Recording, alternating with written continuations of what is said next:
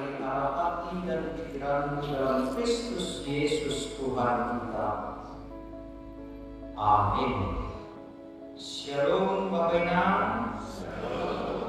Apa kabar? Pujilah Tuhan yang luar biasa. Selamat datang bagi Bapak Ina nama kosong yang baru pertama kali ini beribadah bersama-sama dengan kita di gereja ini.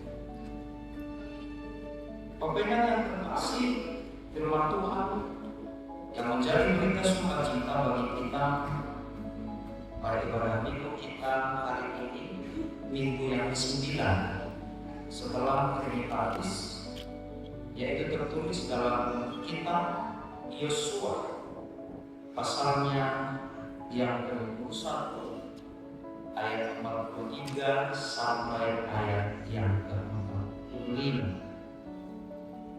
Demikian firman Tuhan.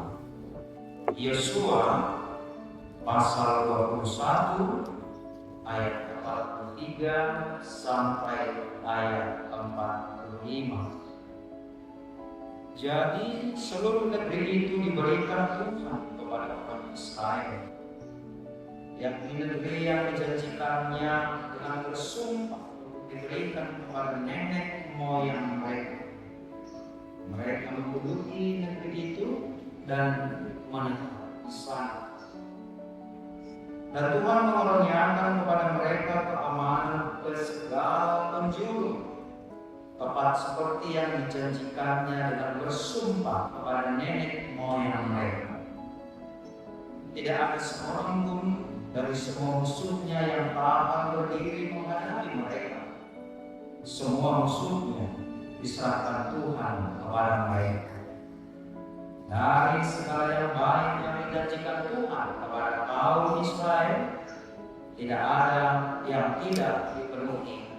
Semuanya terpenuhi. Demikian kita Yesus Kristus membuat janji, bahkan berjanji di dalam kehidupan kita, itu adalah hal yang biasa yang kita lakukan. Bahkan tidak rahasia lagi itu, terkadang juga kita akan bertemu dengan orang yang sering ingkar janji. Tetapi apapun yang kita alami pada saat ini, apakah berhadapan dengan orang yang sering ingkar janji, atau bahkan kita sendiri adalah orang yang suka ingkar janji, atau bahkan tanpa disengaja kita juga pernah mengingkari janji. Itu adalah merupakan gambaran kehidupan normal kita. Agar di dalam perbuatan kita tersebut, agar dalam kehidupan kita tersebut, kita lihat, kita paham, dan juga kita mengaminkan bahwasanya hanya Tuhanlah yang tidak pernah ingkar janji. Oleh karena itu, Bapak Ibu, nama kosong yang terkasih dalam Tuhan kita Yesus Kristus, belajar dari pengalaman Yosua ketika Yosua menggantikan kepemimpinan Musa. Bapak Ibu, nama kosong yang terkasih dalam Tuhan kita Yesus Kristus, untuk menggantikan seseorang bahkan yang sudah menjadi seorang tokoh, itu tidak mudah. Apakah kita sadar atau tidak sadar? Sering sekali kita memberikan sesuatu kepada orang lain, tetapi kita menuntut balasan. Sekalian, apakah kita sadar atau tidak sadar dalam hidup kita ini, ketika kita memberikan sesuatu tanpa kita sadari, kita menuntut sesuatu, sehingga kita sering kecewa ketika ada orang yang kita tolong, lalu dia lupa kepada kita. Karena menurut pemahaman kita, wajar dong dia mengingat kita, wajar dong dia membalas kebaikan kita. Tetapi melalui firman Tuhan pada pagi hari yang berbahagia ini, Bapak Ibu jemaat yang terkasih, Tuhan ketika memberikan tanah Kanaan kepada bangsa Israel tanpa syarat. Kalau diibaratkan seperti orang jemaat yang terkasih dalam Tuhan kita Yesus Kristus, firman Tuhan kepada bangsa Israel hendak meneguhkan kepada bangsa itu bahwasanya tanah Kanaan yang diberikan Tuhan kepada mereka ibarat seperti sebuah hadiah. Jadi kalau hadiah, Bapak Ibu yang terkasih, hadiah tidak pernah ada bayarannya.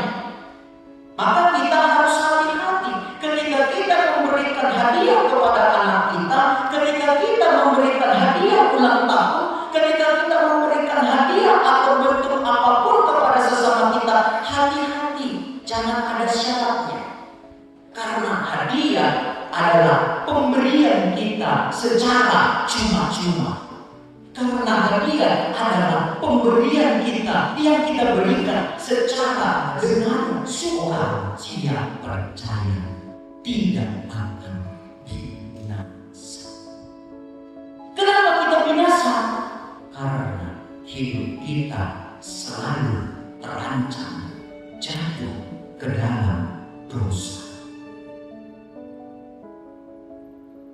Harusnya ini yang menjadi sukacita kita, pemberian dari Tuhan. Bukan tidak boleh kita bersukacita ketika Tuhan berikan kelahiran anak di tengah-tengah kita. Bukan tidak boleh kita bersukacita Tuhan berikan jabatan yang baru di tempat pekerjaan kita. Bukan tidak boleh kita bersukacita hari ini Tuhan memberkati pekerjaan kita. Tetapi ingat, Bapak ingat, nama musuh yang terkasih dalam Tuhan kita Yesus Kristus, bagaimana kalau Tuhan belum memberikan kehadiran seorang anak di tengah-tengah keluarga kita? Lalu apakah kita tidak akan lagi percaya kepada Tuhan? Bagaimana jika pada saat ini pekerjaan kita begitu saja, bahkan hasil yang diperoleh dari pekerjaan kita begitu saja? Pertanyaannya adalah, masihkah kita percaya akan janji Tuhan? Oleh karena itulah, Bapak Ibu jemaat yang terkasih, ternyata Tuhan bukan hanya memberikan anak di tengah-tengah keluarga kita.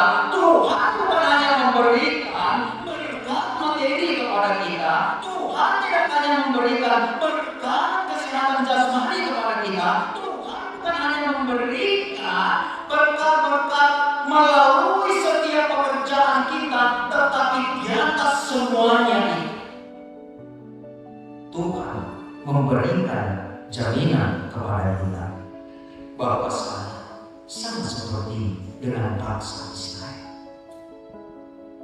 Betapa sering bangsa itu di tengah-tengah perjalanan di padang gurun, mereka meninggalkan Tuhan, mereka menolak Tuhan, mereka tidak percaya kepada Tuhan. Tapi apa yang Tuhan lakukan? Karena Tuhan adalah Tuhan yang memberi. Tuhan tidak membiarkan Tuhan yang berjuang di dalam kehidupannya untuk bisa tetap tegak berdiri di dalam iman. Maka hanya satu cara Tuhan, yaitu dengan menunjukkan kasih-Nya yang paling agung, yaitu mengaruniakan Tuhan Yesus yang tunggal untuk menebus dosa kita.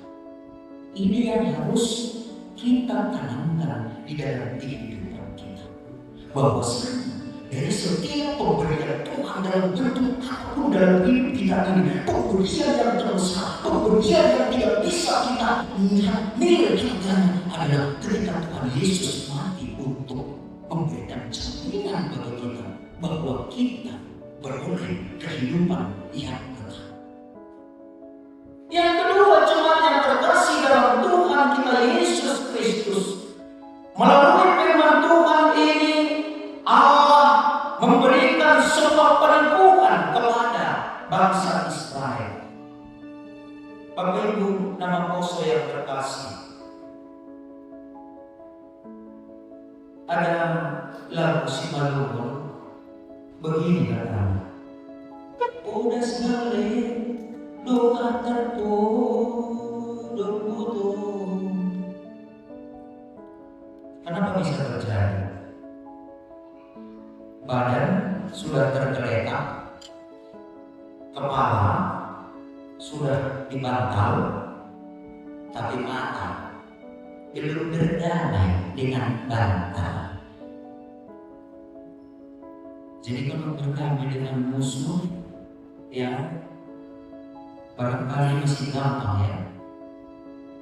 Tetapi pertanyaannya, mengapa kita sering menemukan diri kita susah sekali berdamai dengan bantal? Maka bersyukurlah orang-orang yang bisa berdamai dengan bantal. Karena apa? Karena ada banyak orang harus makan obat tidur baru bisa berdamai dengan bantal. Karena apa? Karena setiap hari kita stres mereka. Stres karena penyakit, stres karena kehidupan keluarga kita, stres karena tuntutan pekerjaan, dan setiap hari stres ini semakin menekan kita. Tetapi janji Tuhan yang diberikan kepada bangsa Israel, janji Tuhan yang diberikan kepada kita, bentuk stres apapun yang kita alami pada saat ini, Bapak Ibu, nama poso yang terkasih, janji Tuhan membuat kita bisa beristirahat. Bagaimana janji Tuhan selalu iya, seperti bacaan kita tadi. Janji Tuhan tidak pernah iya dan tidak. Janji Tuhan tidak pernah tidak. Janji Tuhan selalu iya. Sehingga saat kita stres, ketika kita mengingat janji Tuhan, maka kita akan bisa beristirahat dengan tenang. Kalau semua kita istirahat, kita akan bisa berdamai dengan bantal. Yang kedua, Bapak Ibu jemaat yang terkasih dalam Tuhan kita Yesus Kristus, janji Tuhan bukan hanya bisa membuat kita beristirahat dengan tenang, tetapi janji Tuhan juga akan menumbuhkan damai di dalam hidup kita. Maka Bapak Ibu jemaat yang terkasih di dalam Tuhan Yesus Kristus, ketika ada dua orang berselisih paham, bahkan ketika ada suami istri berselisih paham, bahkan ketika ada dua orang bersahabat berselisih paham, kita harus ingat jalan yang pertama yang harus kita lakukan adalah agar dipenuhi oleh damai, karena janji Tuhan adalah iya. Dan yang ketiga, kalau kita baca lagi dari ayat yang ke-44, Bapak Ibu nama poso yang terkasih dengan Tuhan Yesus Kristus, janji Tuhan bukan hanya bisa membuat kita beristirahat dengan tenang. Janji Tuhan bukan hanya bisa membuat kita merasa tenang. Dan yang ketiga, janji Tuhan juga akan memberikan kekuatan kepada kita. Saya sangat senang sekali dan saya sudah lakukan itu. ketika saya menjadi pendeta resort di situ Huta 1, yaitu di Merek, Tanah Kau, saya menanam kol seluas 10 rantai, seorang diri. Orang-orang berkata, Pak Pendeta kan tadi semangat, udah ada bagel new. Pak Pendeta dari pelayanan Pak Pendeta kan adanya orang yang menyala.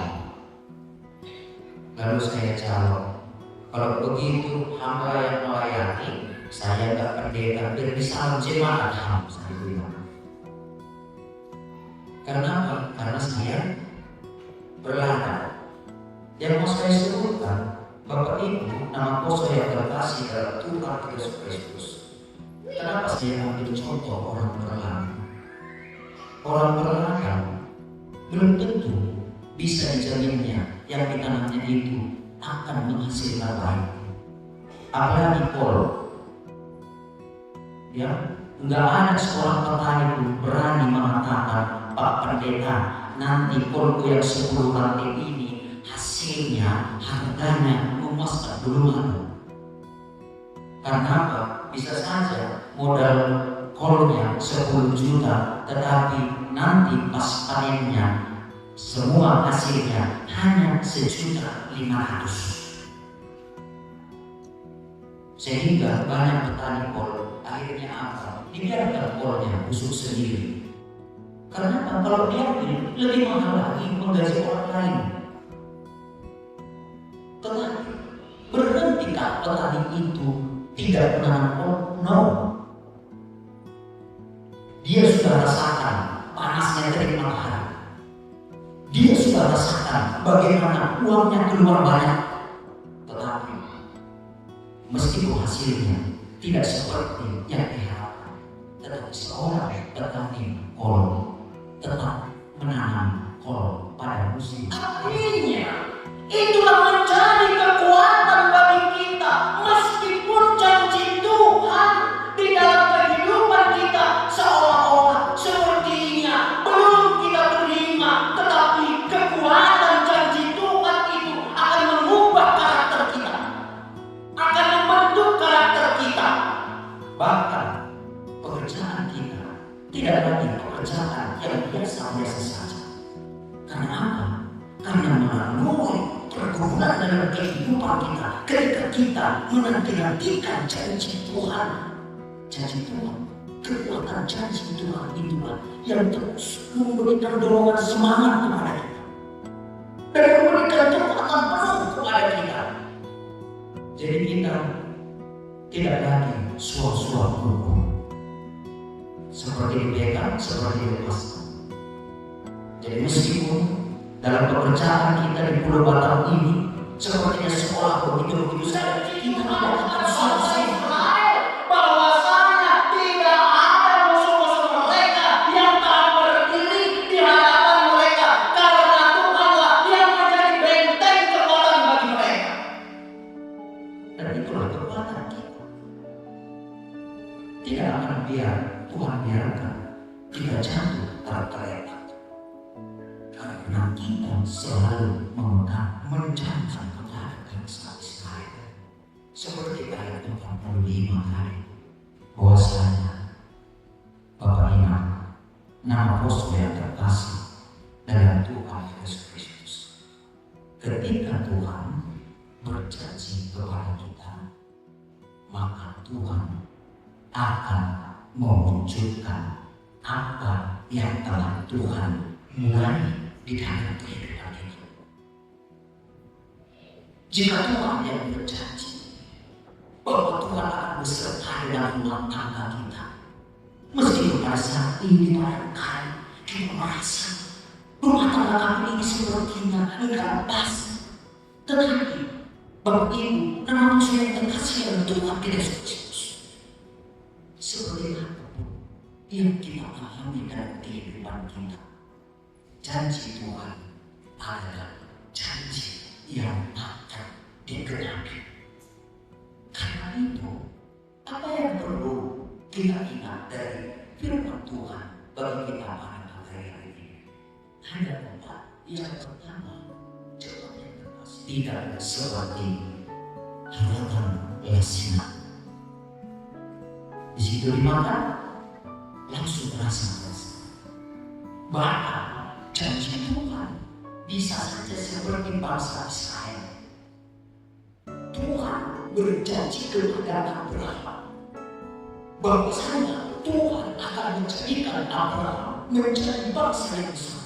Pertanyaannya, apakah Abraham sudah kenal-kenal sehingga meskipun pemberian dalam musuh yang terkasih dalam Tuhan Yesus Kristus seolah-olah sepertinya janji Tuhan itu terlalu lama terkabul dalam kehidupan kita ini. Jangan pernah menyerah. Karena apa? Karena janji Tuhan apapun dalam waktu yang begitu panjang Tuhan berikan, maka Bapak nama kosong. Anggaplah itu sebuah cara Tuhan untuk melatih kita. Kalau saya buat istilahnya seperti ini, karena saya pernah mengalami apa yang perlu pada lakukan ya dari firman Tuhan pada pagi hari berbahagia ini. Bapak nama kosong.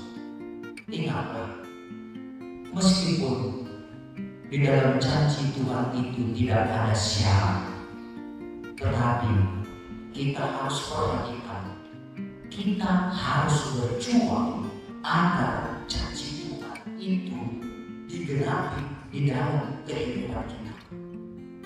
Mari kita perhatikan sebagai contoh Ayub. Apa yang diperjuangkan oleh Ayub? Dia harus akan mendengar perkataan istrinya yang mengatakan, Ayub, bilanglah sama Tuhan itu biar nanti tahu. Coba bisa bayangkan, jika saya seorang pendeta, kalau istri saya berkata, Pak, bilanglah sama Tuhan, kerja Pak, kau mati.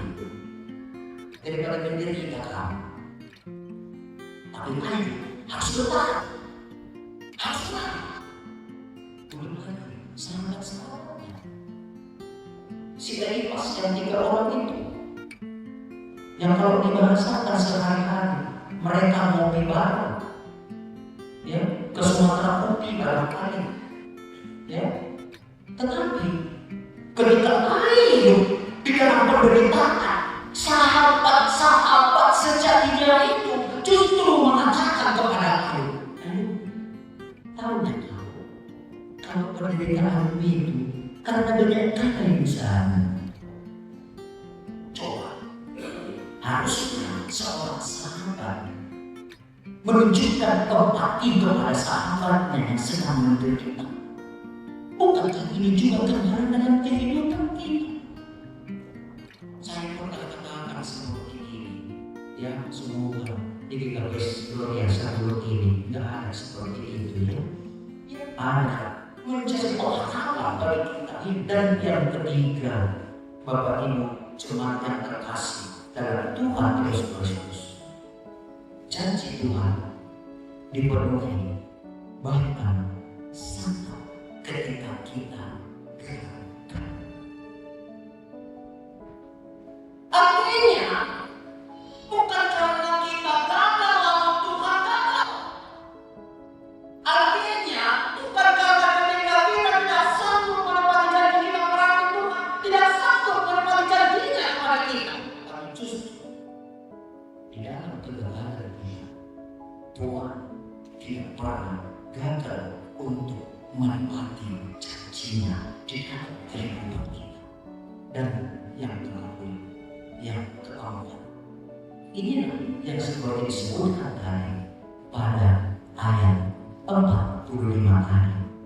Kita harus mengimani meskipun terkadang kehidupan kita ini liku-likunya kita mengerti, terkadang seperti roda negatif di atas ada di bawah, terkadang tapi terkadang juga belok di kiri, belok di kanan, terkadang tapi terkadang juga seperti mau hujan, sepertinya cerah, sepertinya mendung, sepertinya akan bermusuh. yang telah menerangi hati dan pikiran kami. Bahwasanya dalam kehidupan kami sehari-hari, begitu banyak perkara yang dapat membuat kami tertekan dan terbeban. Bahkan kami mencari lupa akan janji Tuhan. Tetapi pada siang hari yang berbahagia ini, seperti Tuhan memberkati janji Tuhan kepada bangsa Israel dengan menyerahkan tanah Kanaan menjadi milik usaha mereka. Maka saat ini, itulah yang menjadi sukacita bagi kami. Kami memiliki Yesus yang begitu baik, yang menjadi milik usaha kami juga. Dan di dalam kiranya Allah, setiap kehidupan kami selalu sejalan dan searah dengan Tuhan Yesus yang telah memenuhi kehidupan kami dengan keselamatan jasmani dan rohani kami. Dan biarlah kiranya Bapa, setiap berkat-berkat yang kami inginkan di dalam kehidupan kami, semuanya itu akan kami nantikan hanya di dalam satu nama, yaitu Tuhan Yesus Juru Selamat kami.